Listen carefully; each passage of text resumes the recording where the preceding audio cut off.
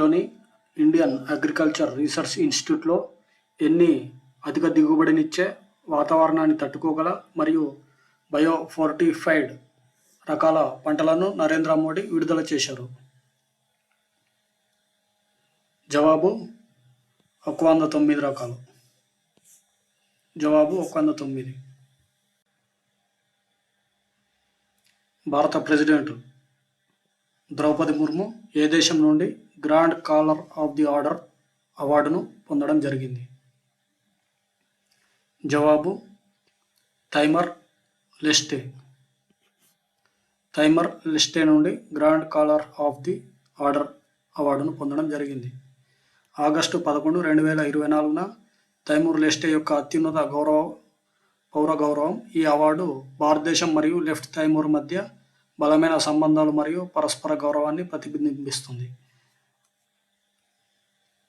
ద్రౌపది ముర్ము భారతదేశానికి 15వ రాష్ట్రపతిగా ఎన్నికవడం జరిగింది.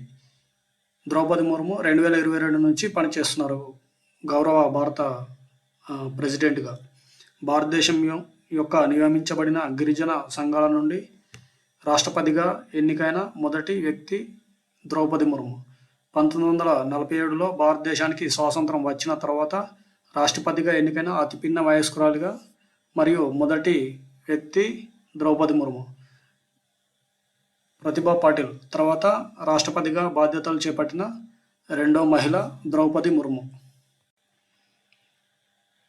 స్విట్జర్లాండ్లో జరిగిన 77వ లోకర్నో ఫిలిం ఫెస్టివల్లో ఏ భారతీయ నటుడికి పార్డో అల్లా కరియారా అవార్డు లభించింది?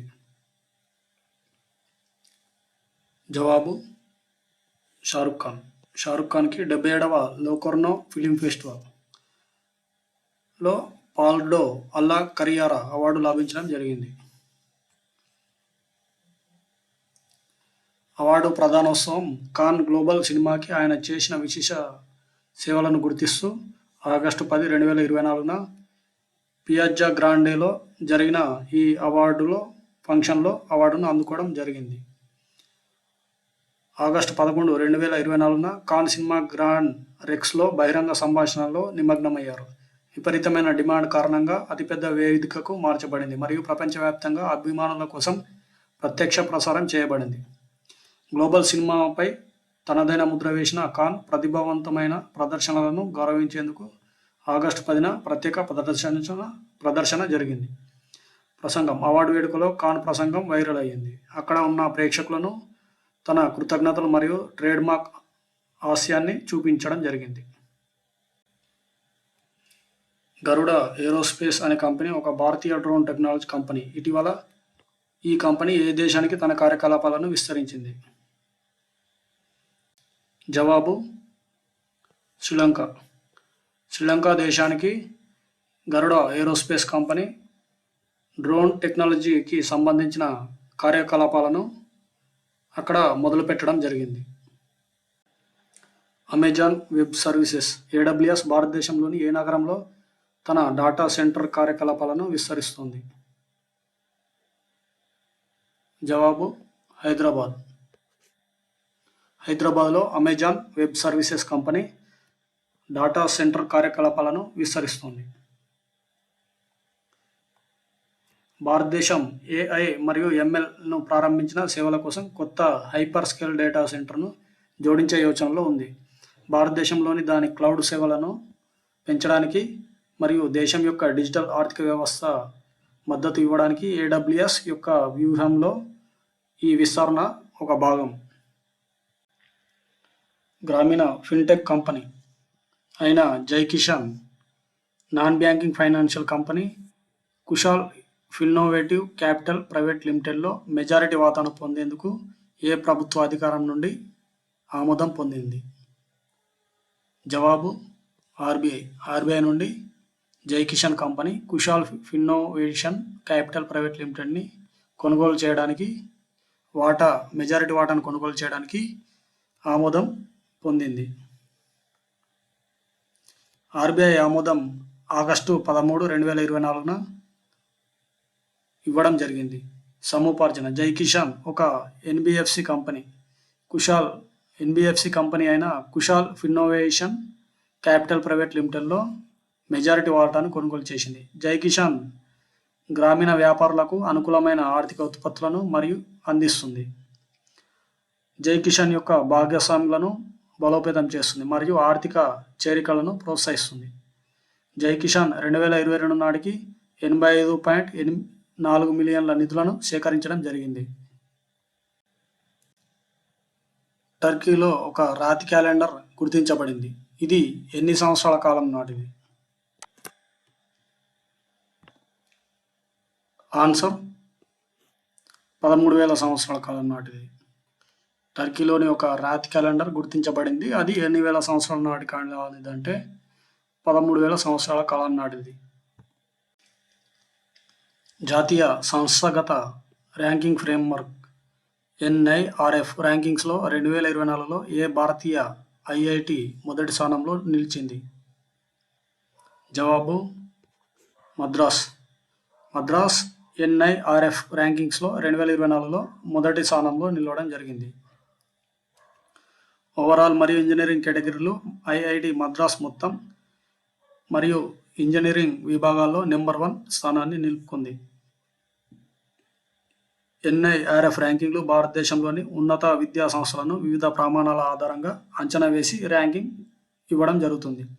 మొదటి స్థానంలో IIT మద్రాస్, ఆ తర్వాత Indian institute of science Bengaluru, ఆ తర్వాత Indian institute of technology Bombay తర్వాతి స్థానాల్లో నిలవడం జరిగింది. Women and men in India 2023 నివేదిక ప్రకారం 2036 నాటికి భారతదేశ జనాభా ఎన్ని కోట్లకు చేరుకుంటుందని అంచనా వేసింది? జవాబు 152 crores 152 కోట్లకు చేరుకుంటుందని women and men in India 2023 అంచనా వేయడం జరిగింది. లింగ నిష్పత్తిలో 2021లో జరిగిన జనాభా లెక్కల ప్రకారం 1000 మంది పురుషులకు 943 మంది స్త్రీలు, అదేవిధంగా 2036 నాటికి 1000 మంది పురుషులకు 952 మంది స్త్రీలు ఉంటారని ఈ సర్వే అంచనా వేయడం జరిగింది. పాపులేషన్ డైనమిక్స్ 2036 నాటికి జనాభా 152.2 కోట్లకు చేరుతుందని అంచనా వేయబడింది. అదేవిధంగా 2011లో జరిగిన జనాభా లెక్కల ప్రకారం 48.5% ఉన్న స్త్రీల శాతం 48.8% స్వల్పంగా పెరుగుతుందని అంచనా వేయడం జరిగింది. వినయ్ మోహన్ క్వాత్రా ఏ దేశానికి కొత్తగా రాయబారిగా నియమితులవుతున్నారు? జవాబు యుఎస్ఏకి వినయ్ మోహన్ క్వాత్రా కొత్తగా భారత రాయబారిగా నియమితులవబోతున్నారు. ఆగస్టు 13, 2024 నుంచి ప్రారంభమవుతుంది. గతంలో మే 22 నుండి జూలై 2024 వరకు భారత విదేశాంగ కార్యదర్శిగా ఫ్రాన్స్ మరియు నేపాల్కు భారత రాయబారిగా పనిచేయడం జరిగింది. వినయ్ మోహన్ క్వాత్రా. భారతదేశం మరియు ఇజ్రాయెల్ ఏ దేశ IITలో వాటర్ టెక్నాలజీ సెంటర్ను స్థాపించడానికి సహకరించాయి? జవాబు IIT మద్రాస్. IIT మద్రాస్లో భారతదేశం మరియు ఇజ్రాయెల్ 2 దేశాలు కలిపి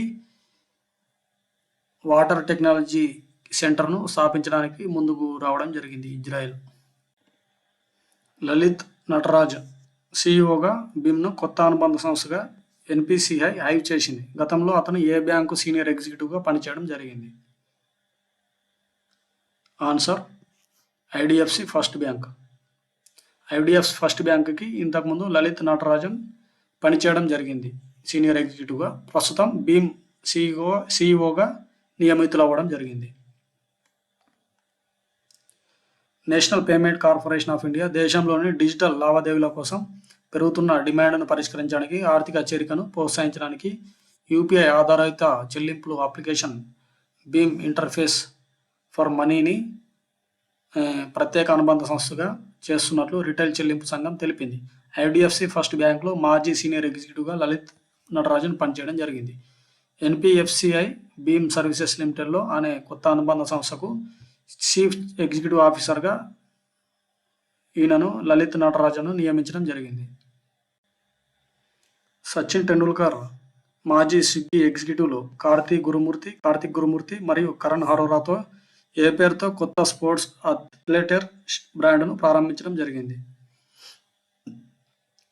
ఆన్సర్ SRT-10.